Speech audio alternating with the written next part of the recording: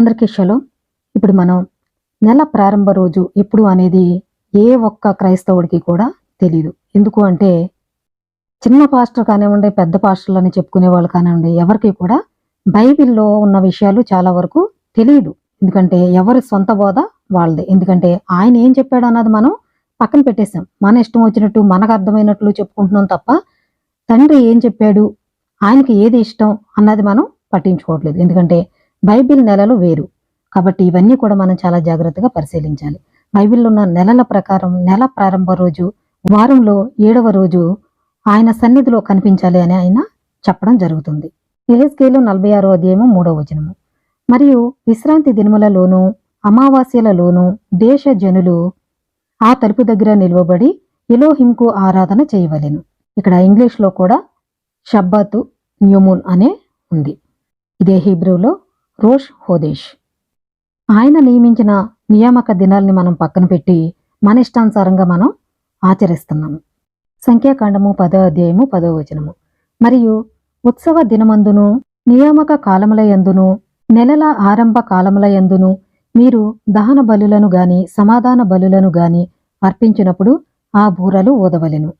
ఉత్సవ దినమందు నియామక కాలముల యందు నెల ప్రారంభముల యందు ఇక్కడ ఎప్పుడెప్పుడు అర్పించేవారు దహన బలులు అంటే ఆయన నియమించిన నియామక దినాల యందే ఇశ్రాయేలీలు అర్పించేవారు. అయితే అది దహన బలుల గురించి చెప్తున్నారు, మనకు కాదు అని కూడా చాలా మంది చెప్తున్నారు. కాబట్టి కొలస్సీ 2వ అధ్యాయం 16వ వచనంలో ఇలా మాట్లాడేవారికే ఆ వాక్యం. అయితే మనం బలులు అర్పించం, కానీ మన ప్రార్థనతోనే ఆయనకి బలి అర్పించడం అనేది జరుగుతుంది. అది ఎప్పుడెప్పుడు మనం ఆ తండ్రి సన్నిధిలో కనిపించాలి అంటే ఆయన నియమించిన నియామక దినాల్లో కనిపించాలి. అంతేకాని మన ఇష్టం వచ్చిన రోజులు పెట్టుకుని మన ఇష్టం వచ్చినట్టు ఆరాధన చేస్తే అది వ్యర్థమైన ఆరాధన. సంఖ్యాకాండము 28వ అధ్యాయము 11వ వచనము. నెల నెలకు మొదటి దినమున ఎలోహింకు దహన బలి అర్పింపవలెను. నెల నెలకు, ఒక్క నెల గురించి చెప్పట్లేదు ఇక్కడ. నెల నెలకు మొదటి దినమున ఎలోహింకు దహన బలి అర్పింపవలెను. ఎజ్రా 3వ అధ్యాయము 5వ వచనము. తర్వాత నిత్యమైన దహన బలిని అమావాస్యలకును ఎలోహిం యొక్క నియామకమైన పండుగలకును ప్రతిష్ఠితమైన దహన బలులను ఒక్కొక్కడు తెచ్చిన స్వేచ్ఛార్పణలను అర్పించుచూ వచ్చిరి. అంటే నెల ప్రారంభంలోనూ నియామక దినములు అంటే పండుగలలోనూ వారు దహన బలులను అర్పించడం జరిగింది. నెహెమ్యా 10:32-33 వచనములు. యెషయా 66వ అధ్యాయము 23వ వచనము. ప్రతి అమావాస్య దినమునను ప్రతి విశ్రాంతి దినమునను నా సన్నిధిని మ్రొక్కుటకై సమస్త శరీరులు వచ్చెదరు అని ఎలోహిం సెలవిచ్చుచున్నాడు. అంటే ఇక్కడ ప్రతి అమావాస్య దినమున అంటే రోష్ హోదేష్ అంటే నెల ప్రారంభ రోజు, ప్రతి విశ్రాంతి దినమునను నా సన్నిధిని మ్రొక్కుటకై సమస్త శరీరులు వచ్చెదరని ఆయన సెలవిస్తున్నాడంట. అంటే సమస్త శరీరులా లేకపోతే ఇశ్రాయేలీలు ఒక్కలేనా? కాబట్టి చాలా జాగ్రత్తగా పరిశీలించండి. ఇవి అంత సామాన్యమైన విషయాలు కాదు అందరికి అర్థం అవడానికి. అందుకే ఈరోజు క్రైస్తవులు అనబడే ప్రతి ఒక్కరూ కూడా వారి స్వనీతి స్వజ్ఞానం ప్రకారం వెళ్ళిపోతున్నారు, కానీ తండ్రి యొక్క జ్ఞానం ప్రకారం ఎవరు వెళ్ళట్లేదు. ఎందుకంటే 90% వారి స్వనీతి స్వజ్ఞానం. కాబట్టి తండ్రి చెప్పిన విషయాలు వేరు. ఆయన నియమించిన నియామక దినాలు ఒక కారణం చేత ఆయన నియమించడం అనేది జరిగింది. నా సన్నిధిని మ్రొక్కుటకై సమస్త శరీరులు వచ్చేదరని ఎలోహిం సెలవిస్తున్నాడు. కానీ ఈరోజు అది ఇశ్రాయేలీలకి, మనకు కాదు. అంటే మీకు ఒక స్పెషల్ గ్రంథం ఒకటి ఇచ్చారేంటి ఆయన? కాబట్టి ఆలోచించండి. హోషేయ 2వ అధ్యాయం 11వ వచనం. దాని ఉత్సవ కాలములను పండుగలను అమావాస్యలను విశ్రాంతి దినములను నియామక కాలములను మాన్పింతును. చాలా మంది పాస్టర్స్ ఏం చేస్తారంటే ఈ వాక్యం చూపిస్తూ ఉంటారు. ఎందుకంటే ఉత్సవ కాలాలు, పండుగలను, అమావాస్యలను, విశ్రాంతి దినములను, నియామక కాలములను మాన్పిస్తానని ఆయనే చెప్తున్నాడు. అవన్నీ కొట్టేశారు, తీసేశారు, అవి లేవు అని చెప్తారు. ఎందుకంటే వాళ్ళకి అర్థం కాక. కానీ ఎందుకు ఆ విధంగా వాళ్ళని తిడుతున్నాడు అన్నది వాళ్ళకి తెలియదు. ఎందుకంటే హోషేయ 1వ అధ్యాయము 1వ వచనము.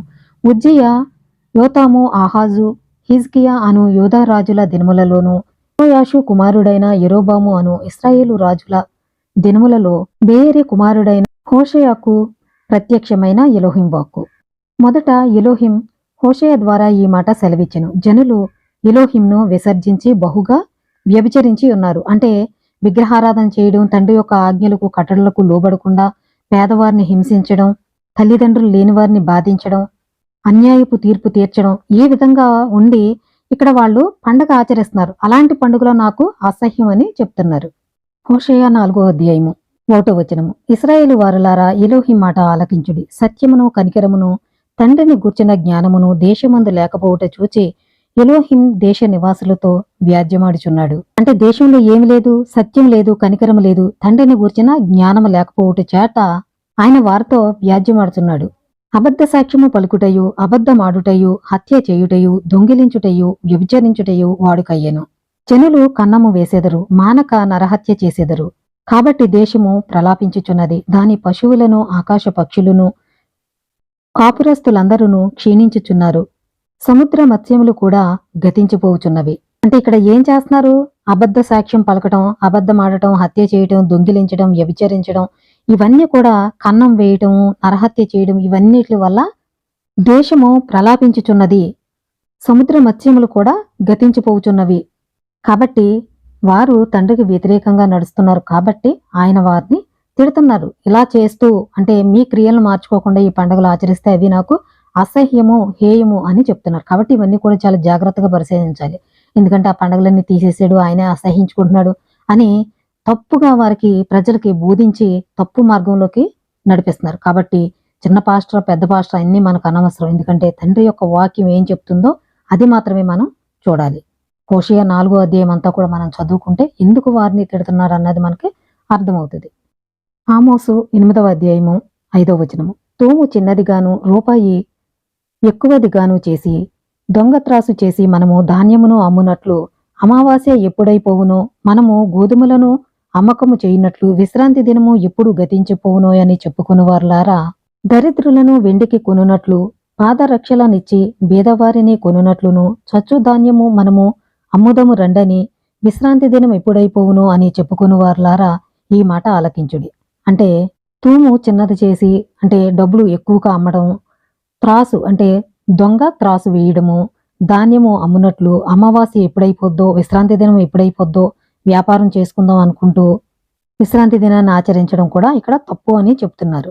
కాబట్టి ఆ విధంగా చేయొద్దు, ఈ యొక్క విశ్రాంతి దినం కానీ ఈ నెలపొడుపు దినాలను కానీ అని ఇక్కడ చెప్పడం జరుగుతుంది. కాబట్టి దీన్ని తీసుకెళ్లి వేరే అర్థాల్లో చెప్పుకోవడం అనేది జరుగుతుంది.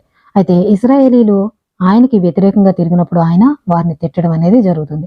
అయితే వారిని సరిచేసుకుని ఆయన మళ్ళీ వారిని తీసుకోవడం అనేది జరుగుతుంది. అయితే ఇశ్రాయేలీల గురించి మనం మాట్లాడకూడదు, మనకి ఏం చెప్పాడు అన్నది మనం చేయాలి. కాబట్టి చాలా జాగ్రత్తగా పరిశీలించి, ఆలోచించి సరైన క్రమంలో మనం నడుచుకోవాలి. అందరికీ షలో.